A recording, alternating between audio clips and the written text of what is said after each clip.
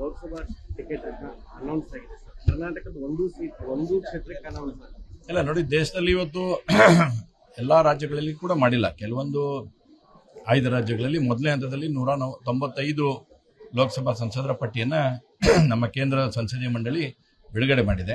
ಇನ್ನೂ ದಿನಾಂಕ ಕೂಡ ನಿಗದಿಯಾಗಿಲ್ಲ. ದಿನಾಂಕ ಆಗುತ್ತೆ, ಅಷ್ಟರೊಳಗಡೆ ಈಗಾಗಲೇ ಆ ಪ್ರೊಸೆಸನ್ನು ನಾವು ಮಾಡ್ತಾ ಇದ್ದೇವೆ. ಕರ್ನಾಟಕದ 28 ಲೋಕಸಭಾ ಕ್ಷೇತ್ರಕ್ಕೆ 2 ಜನರಾಗಿ ಇಡೀ ರಾಜ್ಯದ ಪ್ರಮುಖರನ್ನು ಗುರುತಿಸಿ ಮಾನ್ಯ ರಾಜ್ಯಾಧ್ಯಕ್ಷರು ಮತ್ತು ರಾಷ್ಟ್ರೀಯ ಅಧ್ಯಕ್ಷರ ಆದೇಶದ ಮೇರೆಗೆ ಒಂದೊಂದು ಲೋಕಸಭಾ ಕ್ಷೇತ್ರಕ್ಕೆ ಇಬ್ಬಿಬ್ಬರು ಜನರು ಬಂದು ಅಲ್ಲಿ ಇರ್ತಕ್ಕಂಥ ನಮ್ಮೆಲ್ಲ ಜನಪ್ರತಿನಿಧಿಗಳಾಗಲಿ, ಪಕ್ಷದ ಕಾರ್ಯಕರ್ತರಾಗಲಿ, ಪ್ರಮುಖರಾಗಲಿ ಅವರ ಅಭಿಪ್ರಾಯ ಸಂಗ್ರಹಣೆಯನ್ನು ಕೂಡ ಮಾಡ್ತೇವೆ.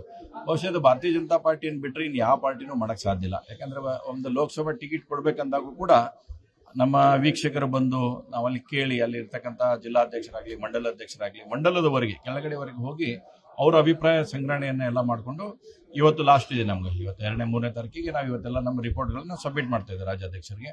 ಈಗ ನಾನು ಮೊನ್ನೆ ಕೊಪ್ಪಳ ಜಿಲ್ಲೆಗೆ ಹೋಗಿದ್ದೆ. ನಿನ್ನೆ ಇಲ್ಲಿ ನಮ್ಮ ರವಿ ಸುಬ್ರಹ್ಮಣ್ಯರು ಧಾರವಾಡ ಲೋಕಸಭಾ ಕ್ಷೇತ್ರಕ್ಕೆ ಬಂದಿದ್ದರು. ಈ ರೀತಿ ಎಲ್ಲ 28 ಲೋಕಸಭಾ ಕ್ಷೇತ್ರದ ವರದಿಯನ್ನು ಇವತ್ತು ರಾಜ್ಯಾಧ್ಯಕ್ಷರಿಗೆ ಸಬ್ಮಿಟ್ ಮಾಡುವಂಥದ್ದಾಗುತ್ತೆ. ಅದಾದಮೇಲೆ ರಾಜ್ಯದ ಕೋರ್ ಕಮಿಟಿ ಇವತ್ತು ಸೇರ್ತಾ ಇದ್ದಾರೆ. ಆ ಕೋರ್ ಕಮಿಟಿಯಲ್ಲಿ ಎಲ್ಲ ನಿರ್ಣಯಗಳನ್ನು ತೆಗೆದುಕೊಳ್ಳುವ ಮುಖಾಂತರ ಮುಂದೆ ಏನಾಗಬೇಕು, ಯಾವ ರೀತಿಯಾದಂಥ ಅಭ್ಯರ್ಥಿಗಳ ಸೆಲೆಕ್ಷನ್ ಆಗಬೇಕು ಅನ್ನೋದನ್ನು ರಾಷ್ಟ್ರೀಯ ನಾಯಕತ್ವ ತೀರ್ಮಾನವನ್ನು ಮಾಡ್ತಾರೆ. ಲೋಕಸಭಾ ಟಿಕೆಟ್ ಅನೌನ್ಸ್ ಆಗಿದೆ ಸರ್. ಕರ್ನಾಟಕದ ಒಂದು ಕ್ಷೇತ್ರಕ್ಕೆ ಅನೌನ್ಸ್ ಆಗಿದೆ. ಇಲ್ಲ ನೋಡಿ, ದೇಶದಲ್ಲಿ ಇವತ್ತು ಎಲ್ಲ ರಾಜ್ಯಗಳಲ್ಲಿ ಕೂಡ ಮಾಡಿಲ್ಲ. ಕೆಲವೊಂದು 5 ರಾಜ್ಯಗಳಲ್ಲಿ ಮೊದಲನೇ ಹಂತದಲ್ಲಿ 195 ಲೋಕಸಭಾ ಸಂಸದರ ಪಟ್ಟಿಯನ್ನು ನಮ್ಮ ಕೇಂದ್ರ ಸಂಸದೀಯ ಮಂಡಳಿ ಬಿಡುಗಡೆ ಮಾಡಿದೆ. ಇನ್ನೂ ದಿನಾಂಕ ಕೂಡ ನಿಗದಿಯಾಗಿಲ್ಲ. ದಿನಾಂಕ ಆಗುತ್ತೆ, ಅಷ್ಟರೊಳಗಡೆ ಈಗಾಗಲೇ ಆ ಪ್ರೊಸೆಸನ್ನು ನಾವು ಮಾಡ್ತಾ ಇದ್ದೇವೆ. ಕರ್ನಾಟಕದ 28 ಲೋಕಸಭಾ ಕ್ಷೇತ್ರಕ್ಕೆ 2 ಜನರಾಗಿ ಇಡೀ ರಾಜ್ಯದ ಪ್ರಮುಖರನ್ನು ಗುರುತಿಸಿ ಮಾನ್ಯ ರಾಜ್ಯಾಧ್ಯಕ್ಷರು ಮತ್ತು ರಾಷ್ಟ್ರೀಯ ಅಧ್ಯಕ್ಷರ ಆದೇಶದ ಮೇರೆಗೆ ಒಂದೊಂದು ಲೋಕಸಭಾ ಕ್ಷೇತ್ರಕ್ಕೆ ಇಬ್ಬಿಬ್ಬರು ಜನರು ಬಂದು ಅಲ್ಲಿ ಇರ್ತಕ್ಕಂಥ ನಮ್ಮೆಲ್ಲ ಜನಪ್ರತಿನಿಧಿಗಳಾಗಲಿ, ಪಕ್ಷದ ಕಾರ್ಯಕರ್ತರಾಗಲಿ, ಪ್ರಮುಖರಾಗಲಿ ಅವರ ಅಭಿಪ್ರಾಯ ಸಂಗ್ರಹಣೆಯನ್ನು ಕೂಡ ಮಾಡ್ತೇವೆ.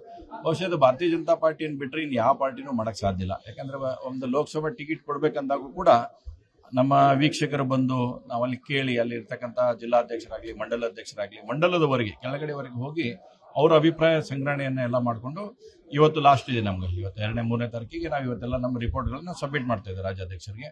ಈಗ ನಾನು ಮೊನ್ನೆ ಕೊಪ್ಪಳ ಜಿಲ್ಲೆಗೆ ಹೋಗಿದ್ದೆ. ನಿನ್ನೆ ಇಲ್ಲಿ ನಮ್ಮ ರವಿ ಸುಬ್ರಹ್ಮಣ್ಯರು ಧಾರವಾಡ ಲೋಕಸಭಾ ಕ್ಷೇತ್ರಕ್ಕೆ ಬಂದಿದ್ದರು.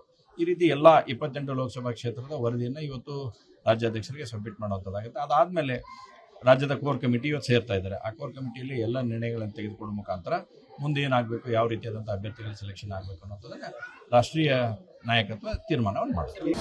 ಅನುಕ್ಷಣದ ಸುದ್ದಿಗಳಿಗಾಗಿ ವಿಸ್ತಾರ ನ್ಯೂಸ್ ಯೂಟ್ಯೂಬ್ ಚಾನೆಲ್ ಸಬ್ಸ್ಕ್ರೈಬ್ ಮಾಡಿ. ಹೊಸ ಸುದ್ದಿಗಳ ನೋಟಿಫಿಕೇಶನ್ಗಾಗಿ ಬೆಲ್ ಐಕಾನ್ ಕ್ಲಿಕ್ ಮಾಡಿ.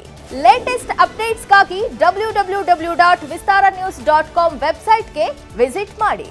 ಅಂಗೈಯಲ್ಲೇ ಜಗತ್ತಿನ ಸುದ್ದಿ ತಿಳಿಯಲು ವಿಸ್ತಾರ ನ್ಯೂಸ್ ಕನ್ನಡ ಆಪ್ ಡೌನ್ಲೋಡ್ ಮಾಡಿ.